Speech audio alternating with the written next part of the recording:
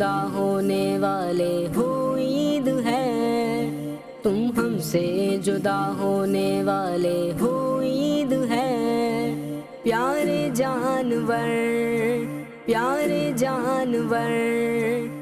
پیارے بکرے، عید کے دن تم مجھے چھوڑ کر چلے جاؤ گے؟ میں تو اکیلا رہ جاؤں گا۔ کتنی اچھی دوستی تھی ہماری۔ راہ خدا میں کل تمہیں قربان ہونا ہے، یہ تو تمہاری اور ہماری خوش نصیبی ہے، یہ تو تمہاری اور ہماری خوش نصیبی ہے، کل عید ہے، تم ہم سے جدا ہونے والے ہو عید ہے، پیارے جانور پیارے جانور۔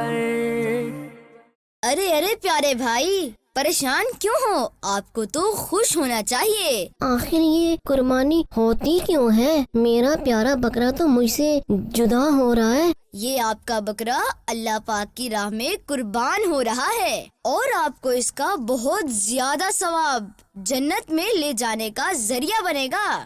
شکر ہے بکرا قربان ہو رہا ہے، آپ قربان نہیں ہو رہے۔ کیا مطلب؟ آئیے میں آپ کو ایک زبردست واقعہ سناتا ہوں۔ پیارے بچوں، ہوا کچھ اس طرح، یہ بہت پہلے کی بات ہے۔ حضرت ابراہیم علیہ السلام اللہ پاک کے بہت فرمانبردار نبی تھے۔ اللہ پاک نے ان کو ایک خواب دکھایا، اور خواب میں حضرت ابراہیم علیہ السلام کو اپنے بیٹے حضرت اسماعیل علیہ السلام کو اللہ کے لیے قربان کرنے کا حکم ملا۔ ذرا سوچو بچوں، اپنے پیارے بیٹے کو قربان کرنا کتنا مشکل ہوگا نا، مگر حضرت ابراہیم علیہ السلام نے اللہ کا حکم مانا، اور حضرت اسماعیل علیہ السلام نے بھی کہا، ابا جان آپ کو جو حکم ملا ہے وہ کر ڈالیے، انشاءاللہ آپ مجھے صبر کرنے والا پائیں گے۔ اللہ پاک کو آپ کی یہ فرمانبرداری اتنی پسند آئی کہ حضرت اسماعیل علیہ السلام کی جگہ